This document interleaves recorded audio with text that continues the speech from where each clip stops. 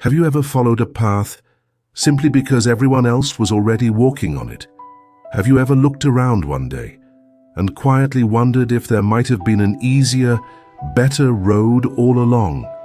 And what if the direction shaping your entire life was never truly yours to begin with? A long time ago, in a quiet valley tucked between gentle green hills, there stood a small village called Willowbrook. Life in Willowbrook moved slowly. Mornings began with the soft crow of roosters and the distant creak of wooden doors opening to the day. Smoke from kitchen chimneys curled lazily into the cool air. People knew each other by name. Children played in dusty lanes.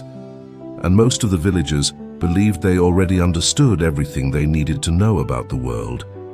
Very few people ever left Willowbrook, and almost no one ever came in. At the far edge of the village, where the last wheat fields met the dark line of the forest, lived a grey donkey named Oliver. Oliver was not particularly strong. He was not especially fast, and to be honest, many of the villagers considered him a little stubborn, but Oliver had something most others in Willowbrook did not. He had questions. Every evening, as the golden light stretched long across the fields, Oliver would stand quietly near the forest's edge. His ears would twitch at the rustling leaves. His dark eyes would study the narrow opening between the trees. And deep inside, a quiet thought kept returning. What lies beyond? For years he watched. For years he wondered. For years he stayed. Because even curious hearts can grow comfortable in familiar places. But one cool morning, before the sun had fully risen, something inside Oliver finally shifted.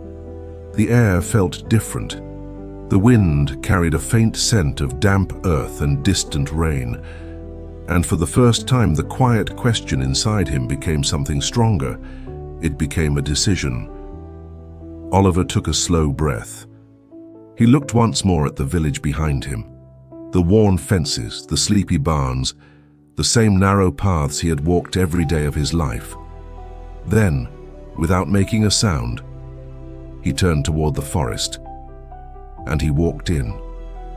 At first, no one noticed. Willowbrook mornings were busy in their own gentle way. Farmers were already in their fields, bakers were kneading dough, children were chasing each other between wooden carts. It wasn't until mid-morning that a boy named Ethan, while carrying a basket of apples, stopped suddenly near the fields. "Hey," he called out, squinting toward the forest. "Where's Oliver?"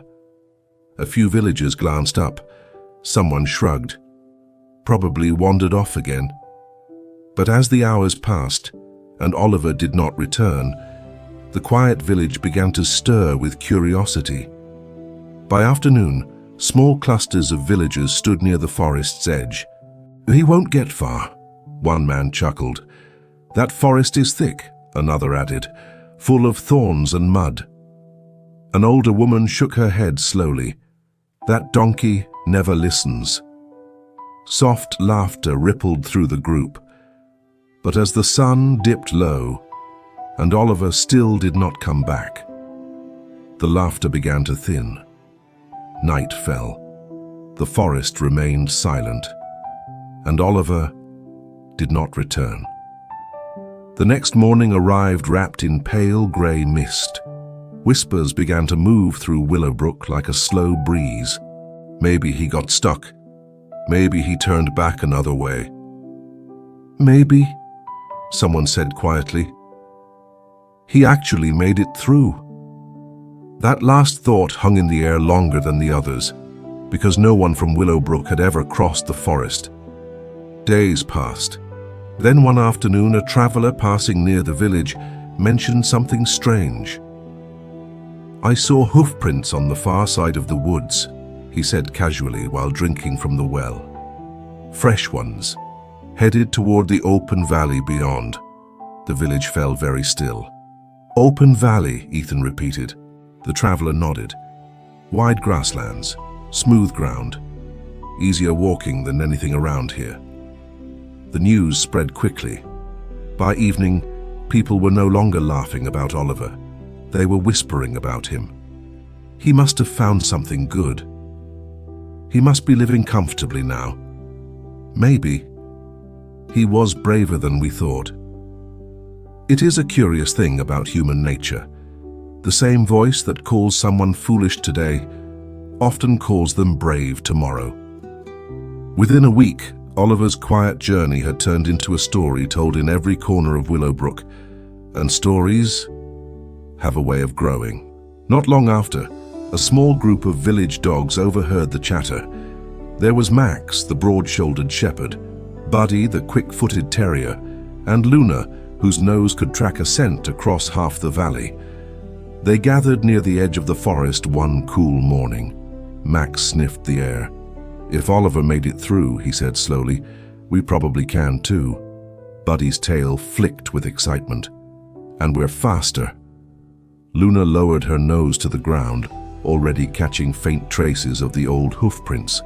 The decision, once spoken aloud, felt almost obvious. The very next morning, just as the sky softened into pale gold, the three dogs stepped into the forest. The villagers watched, some with curiosity, some with doubt, some with a strange flicker of hope they could not quite explain. The forest was thick, branches scratched, mud clung. Strange sounds echoed between the trees, but step by step, nose to ground, the dogs followed the faint trail Oliver had left behind, and after 2 long days they emerged on the other side. The news that followed shook Willowbrook more than Oliver's disappearance ever had. They made it. All 3 of them. The path works. Excitement spread like wildfire. Soon, small groups of villagers began making the journey themselves. At first, only the bold ones tried, then the curious, then the cautious, month by month, year by year. The narrow trail Oliver had unknowingly created became wider. Feet wore the ground smooth. Broken branches cleared, mud packed down into firm earth.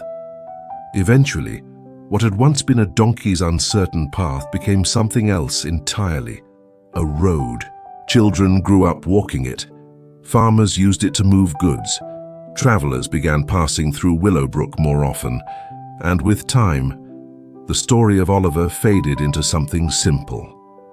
The forest road has always been there. Years passed, then decades. Then one spring morning, a group of government engineers arrived in Willowbrook. The village had grown, trade had increased, and officials were considering building a proper paved road through the forest to improve travel. The villagers gathered eagerly in the town square. "We already have the perfect route," one man insisted. "Just pave the forest road," another agreed. "It's the easiest way we know." The chief engineer, a calm, middle-aged man named Robert Hayes, listened quietly. He was not quick to argue, but he was also not quick to assume. That afternoon, Robert walked the forest road himself. He studied the curves, the slopes, the muddy low points, the long winding stretch where the trees grew unusually thick. When he returned to the village, his expression was thoughtful. That evening, the villagers gathered around him expectantly. "Well?" Ethan, now grown with silver at his temples, asked gently. "It's the best path, right?" Robert paused. Then he asked a simple question. "Who made this road originally?" The villagers exchanged glances. An elderly woman finally spoke. "A donkey," she said. "Many years ago." Robert's eyebrows lifted slightly. "I see." He was quiet for a long moment. Then he said something that made the entire square fall silent. "I'm not surprised a donkey made this path," he said carefully. "What surprises me is that no one ever stopped to check if it was the best one." A soft murmur moved through the crowd. Robert turned and gestured toward the low hills just beyond the forest line. "This morning," he continued gently, "my team surveyed the surrounding land." He paused. "There is another route, not far from here." The villagers leaned in. "It's shorter," Robert said, "flatter, and significantly easier to build." Silence fell over Willowbrook like a heavy blanket. Some people frowned, some looked confused, some simply stared at the familiar forest road, as if seeing it for the very first time. "For generations," Robert said softly, "you have walked the same winding path, simply because it was already there."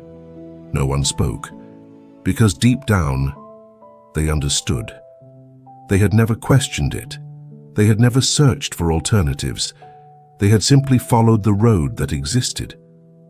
Later that night, long after the square had emptied, Ethan stood alone at the forest's edge, the same place where, many years ago, a stubborn grey donkey had once stood quietly, wondering what lay beyond. Ethan looked at the old road, then toward the open hills Robert had pointed out earlier. A slow realization settled into his chest. How many choices in life had he made the same way? How many times had he followed a path, not because it was right, but because it was familiar? The truth, when it arrives gently, can be surprisingly powerful, because the lesson of Willowbrook was never really about a donkey, or a forest, or even a road. It was about something much closer to the human heart. Many of us are walking paths we never truly chose, careers we stepped into because they seemed safe, habits we kept because everyone around us did the same, beliefs we carried without ever quietly asking, "Is this still right for me?" Sometimes the longest road in life is the one we keep walking without question. And sometimes the better path has been sitting quietly nearby, waiting for someone brave enough to look up and notice. Oliver never meant to become a symbol. He was simply curious enough to take one uncertain step forward, but that single step revealed something Willowbrook would remember forever. The road everyone follows is not always the road that leads where you truly want to go. So tonight, or perhaps tomorrow morning when the world feels quiet for a moment, ask yourself something gently. Are you walking your own path? Or are you simply following footprints left by someone else long ago? If this story gave you something to think about, don't forget to like, share, and subscribe for more gentle stories that stay with you long after they end. Thank you for spending this quiet moment here, and may you always have the courage to pause, look around, and choose the path that truly belongs to you.